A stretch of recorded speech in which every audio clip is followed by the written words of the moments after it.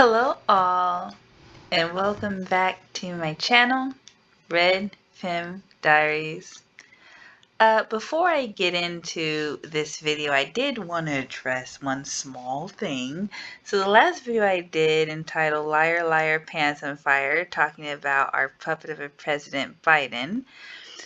Of course, as we usually have, I got that message, and I always do, and it's that person that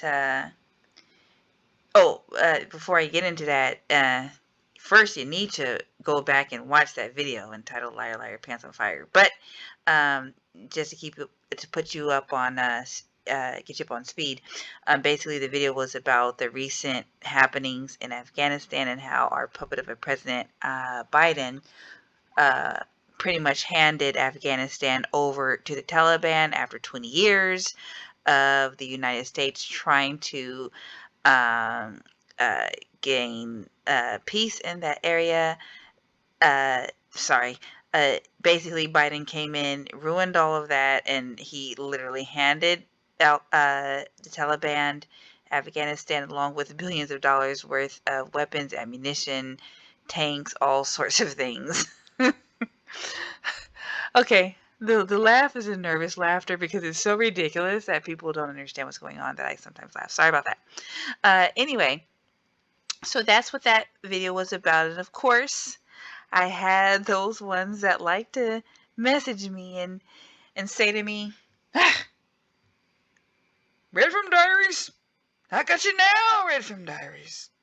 You're wrong here, Red From Diaries, because I would much rather live up under the Taliban than to live under the rule of the United States and the bombings of the United States. And someone went under that person and said, I agree. The United States should have never been in Afghanistan. And there was a period of time where I believed that too, but in the video that I'm working on now, it's coming up. It takes some time to break all this down. I'm going to really expose and explain to you the Taliban and why it is an absolute threat that our president handed Afghanistan over to them. So that's coming up. But in the meantime and in between time, I ran across this video, and I really wanted you guys to take a look at this. Oh boy, I do not know this gentleman or this family that's in this video, and before we get into it, I really want to explain the video that what I'm going to do in this next video. I'm not talking about adoption or fostering, or I'm not speaking negative of those things. I believe that if a husband and a wife and a family decide that they want to foster children or adopt children, I think that's a wonderful thing. And I do believe that God puts it on the hearts of certain, men to lead their family in this way. So that is not what this video is about.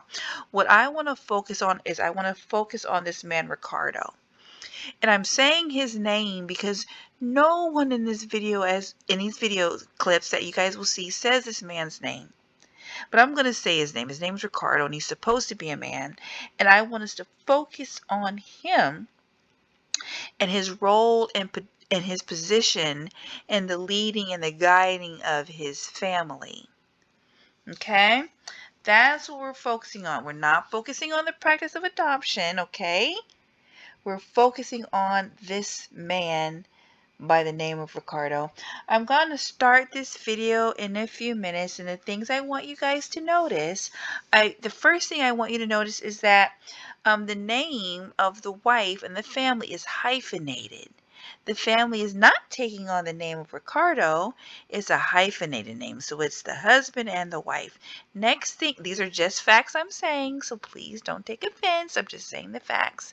The next thing I want you to notice, the next fact I want you to notice, not just that it's not his name over the family, but it's a hyphenated name, but I also want you to notice that Ricardo chose to marry a single mother. We're going to see that, don't worry.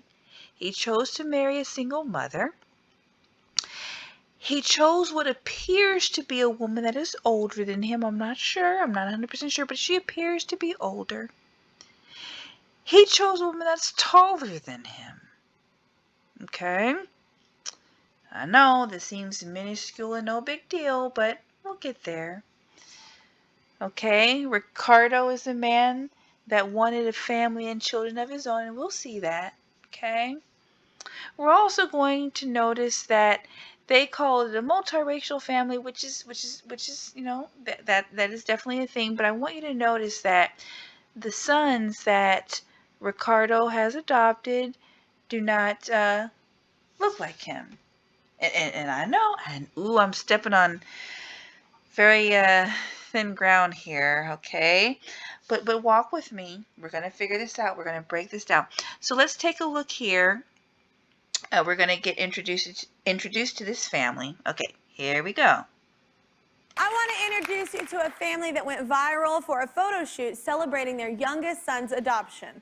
What struck a chord with a lot of people was how multicultural the family is. Here to tell us about it is the Jones-Baldwin family. Y'all give it up for them. All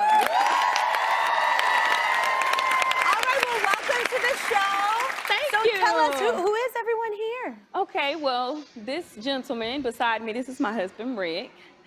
Then he's holding our 2-year-old son, Princeton. We just recently adopted him. Hey, Princeton. And then we have Aiden. Hey, Aiden. He's been with us for 5 years. You are. He's 8. And then we have the teenagers on the end. They're 16, both of them. Good luck. No. We have Zaria. She's my biological daughter from a previous relationship. All right. And then we have Carly, and she's been with us for a while. Awesome. And just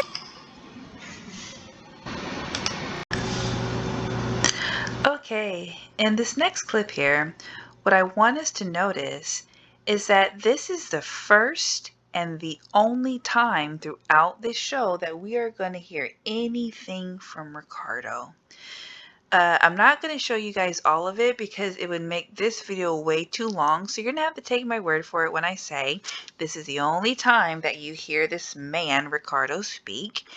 And basically, they were talking about the decision to do this photo shoot that became viral. That's why they're on her show. And even this idea was not his. It was indeed his wife, and Ricardo's contribution was that he had his friends do the t-shirt. So Ricardo is really going right along with his wife's plan. So let's zero in and focus on Ricardo. Not adoption, but Ricardo. Okay, here we go. So whose idea was it to do it? Well, it was my idea. Yeah. Yeah, it was my wife's idea. Everybody was pretty excited about, the adoption. We wanted to do something special. She came up with the idea. We pretty much went over the things that we wanted to go on our shirts. She reached out to one of my friends, and he made the shirts for us.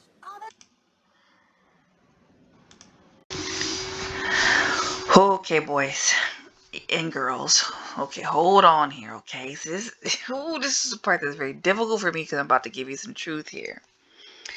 Here's the thing.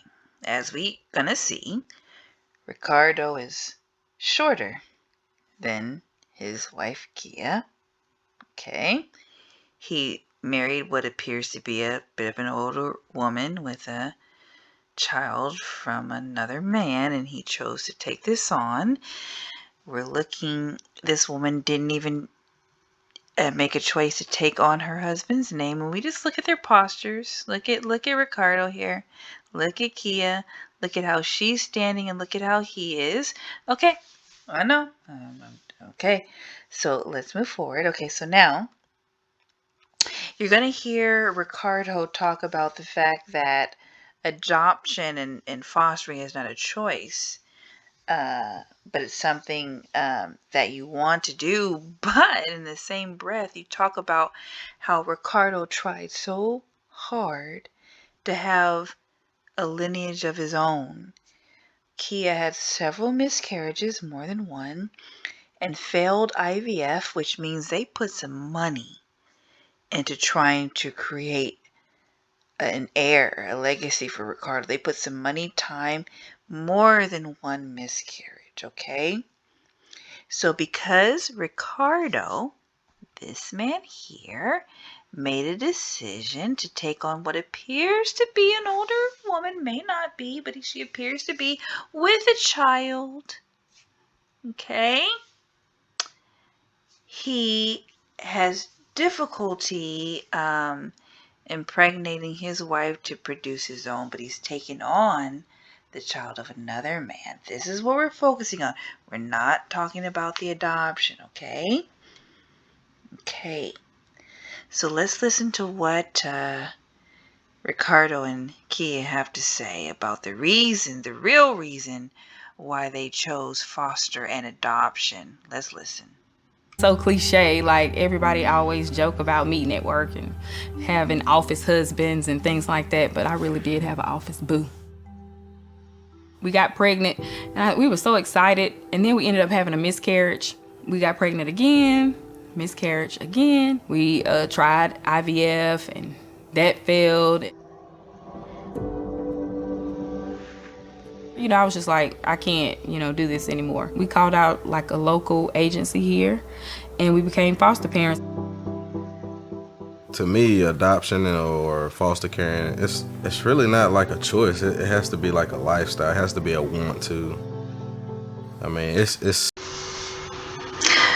Okay, in this quick clip, I want you to pick up on the fact that this woman knows that her husband would have liked a son.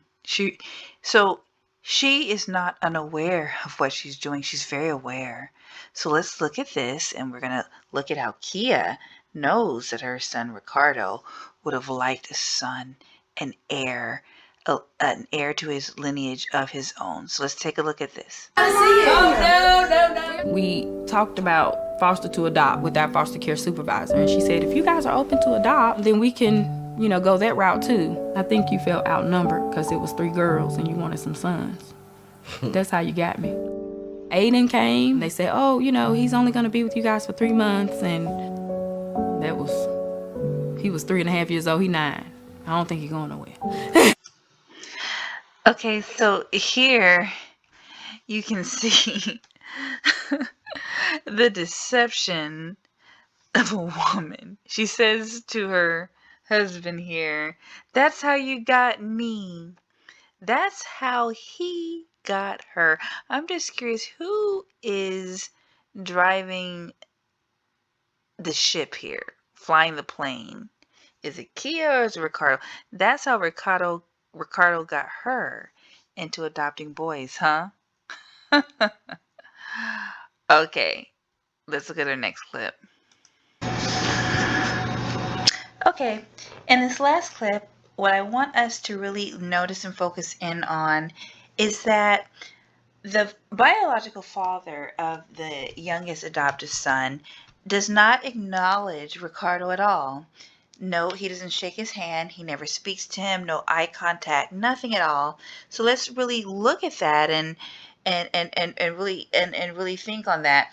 Also, what I want us to notice is that in this one, Kelly Clarkson, she describes how this young man is a real man because he did not take care of his child.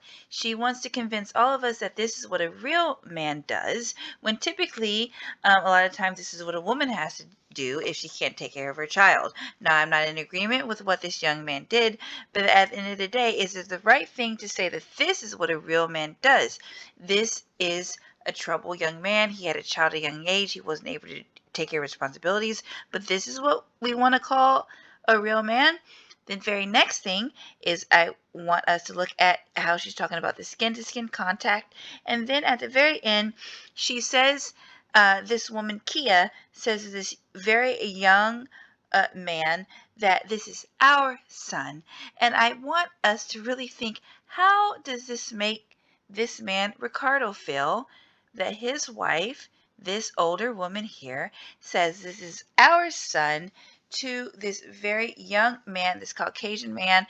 And listen, like I said before, I am all for adoption and caring for other people's children if that is the decision between a man and his wife, but that is not what we're talking about here. We are talking about Ricardo here. And what I'm saying, gentlemen, is this what you want? I have shown proof that Ricardo absolutely wanted his own children. They made several attempts. They spent money with IVF, but here is what he ended up with because he chose to take on an older woman with another man's child. This is a shorter woman.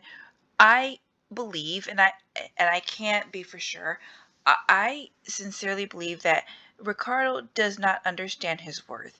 And so he took on a woman like this because he felt that that is all he could do. And my messages are for men out there and my own sons that you don't have to accept this if that is not what you choose.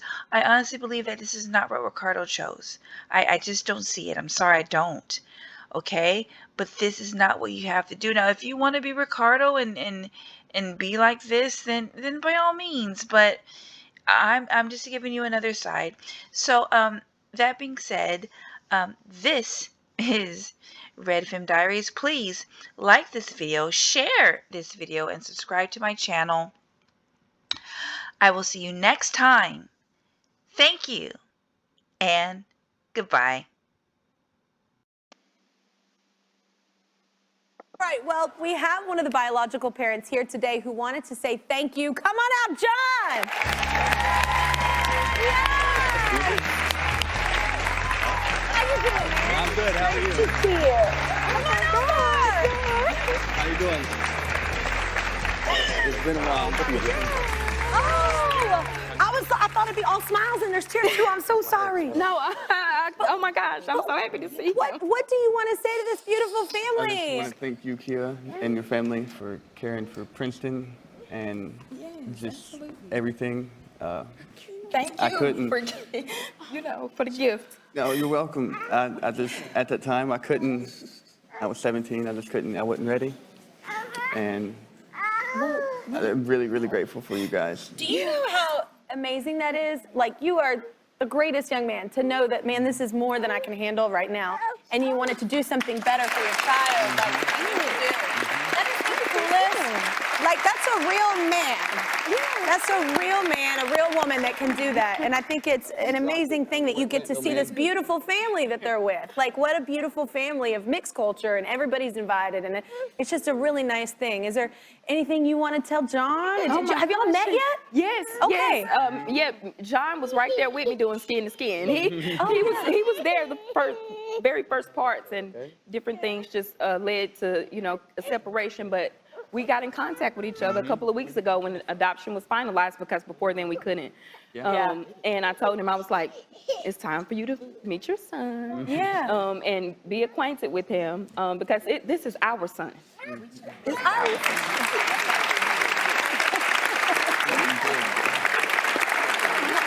Okay. I love that you said our son, because you know what people don't realize too is, I mean, I grew up with a single mom, and it's like a village raises a kid. Yes. Not just one person, not just That's right. two. A whole village of people raise children, teachers, everybody. Oh, watch yourself.